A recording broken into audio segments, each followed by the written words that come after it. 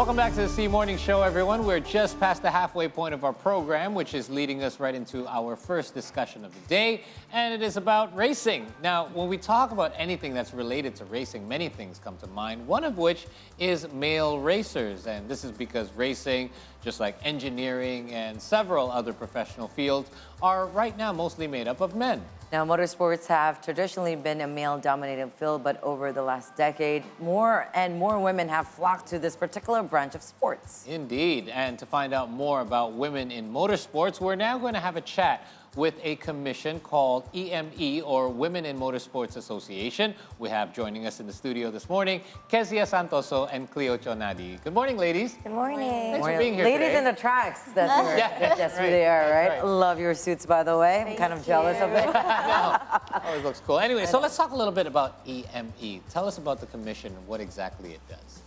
Well, it's actually, it involves like around 9 of us. Okay. And most of us are actually female racers. Okay. So we kind of have the same mission and vision in women in motorsports. So we want to encourage more girls to participate in the industry, not just racing, but there are other several fields that they can do as well.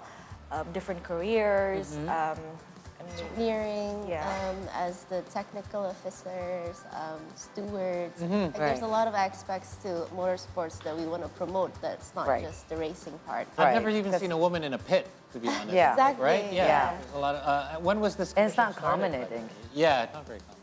Yeah, it's not very common, but recently, I think there are more women. More and more. Yeah. That's so. good. And Formula One, I think. Team manager. Yeah. That's right.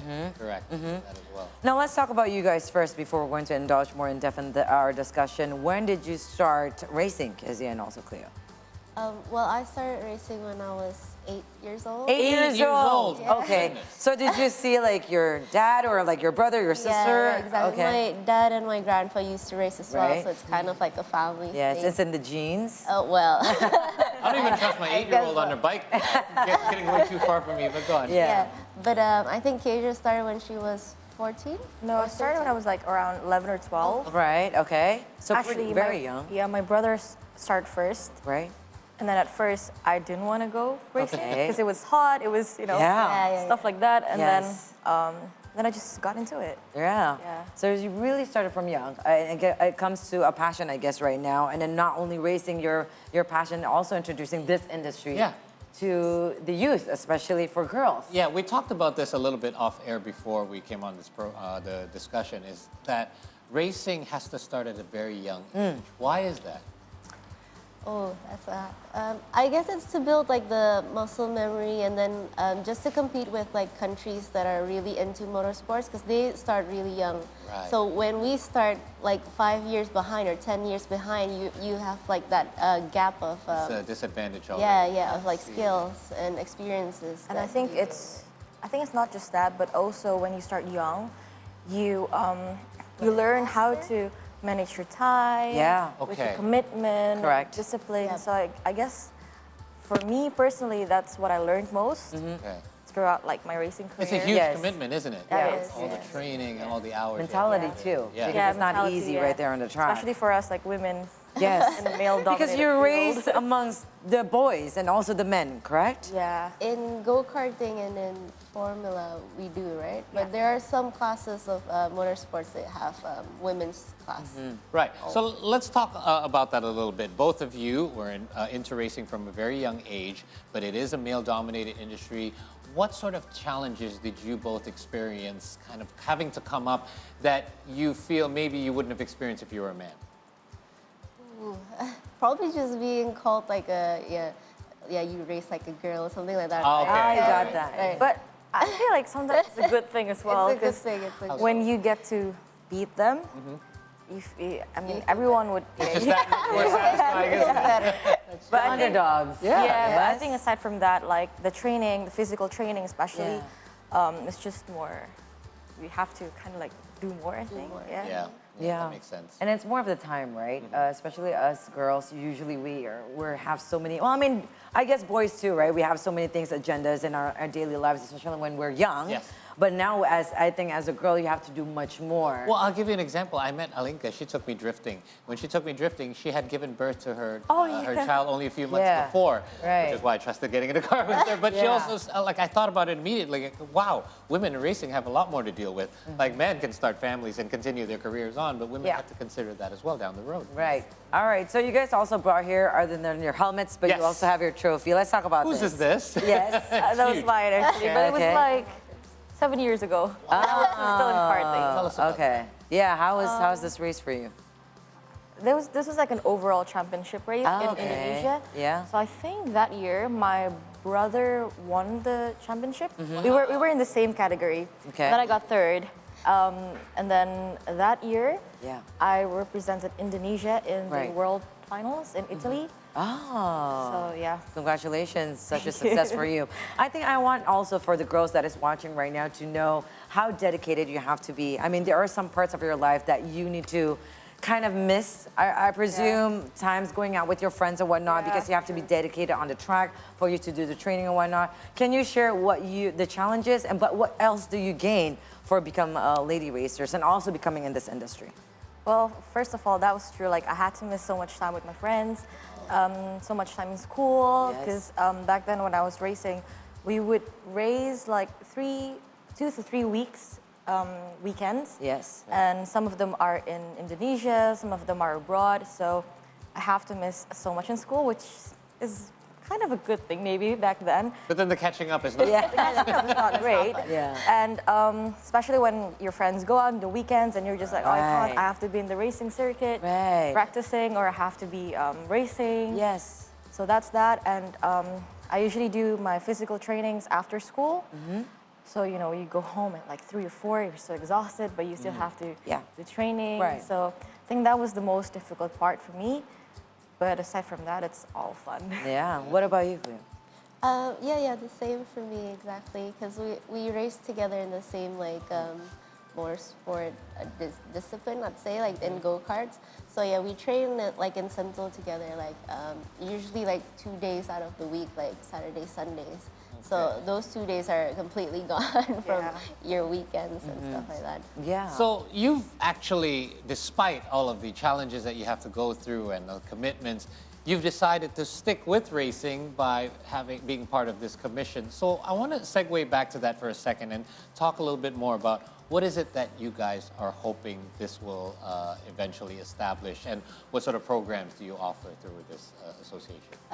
Well, we want to encourage all of the girls really, just like there is this platform and you are recognized as females in this industry. Okay. And that there's so many more things that you can do other than just the racing part, which, well, I studied automotive and motorsports engineering. Cool. So I kind of also like to explore, like let girls explore that there are like roles in that kind of industry too, not just the racing part.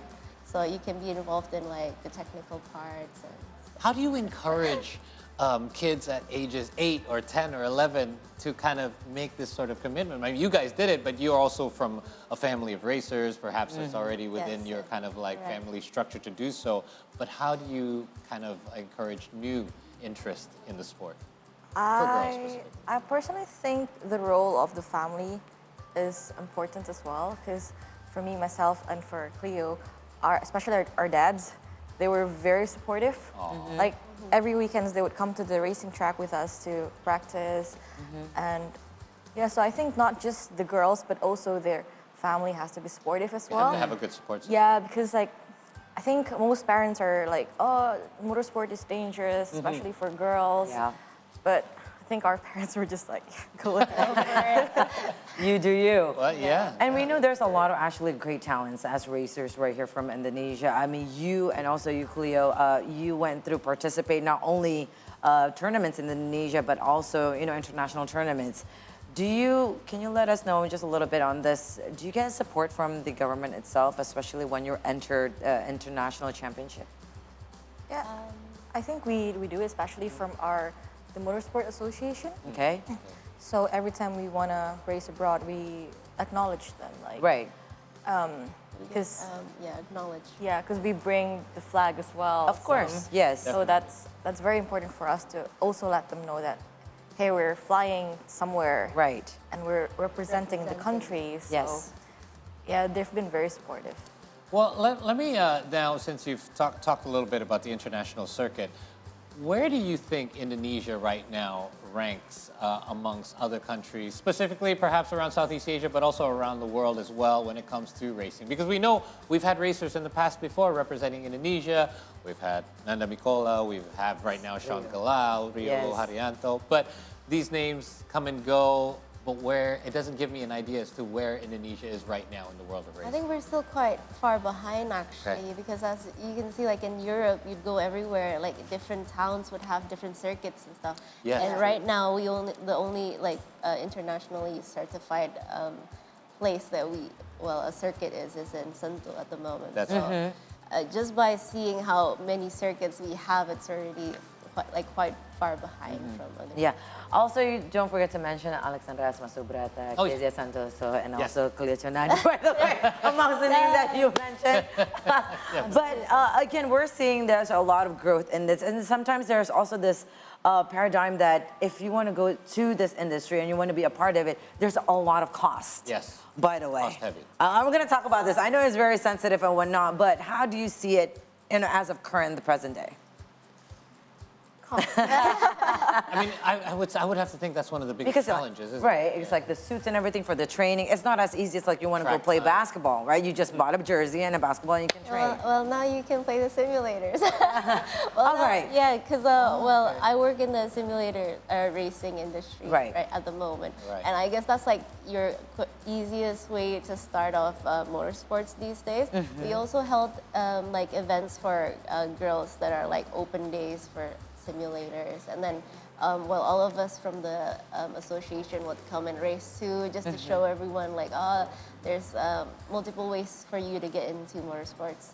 Simulator nowadays. is the one like the e-sport, right? E-sport, It's yeah. like, right, okay. So you basically you just sit there, but then it's like- you felt like you're really racing. Yeah, I mean, if you watch, what is it, Drive to Survive? Like you've seen some Yeah. clips of them training. Yeah. They use that Yeah. as well for training. Didn't we interview like one of the Indonesian racers for the night, like the all-nighter? What do you? Yeah, what the is Le that? Mans. The Le Mans, yes, that's right. That's right. Yeah. So, in regards to this, then, how has interest picked up since you formed this commission and specifically targeted basically young girls to be more interested in racing? Have you gotten any feedback? Well, ever since we established this association, we found out that there are actually a lot of girls in racing, Is that right? not just in karting, but in Other drifting motorsports, and slalom rally. Okay. So it's actually very interesting because then we get to connect with each other, we get to share stories, and every time we have like events, encouraging girls, young girls especially, they would come and support. And Yeah. I think last year we also had the Girls on Track event where we had like around 100 girls.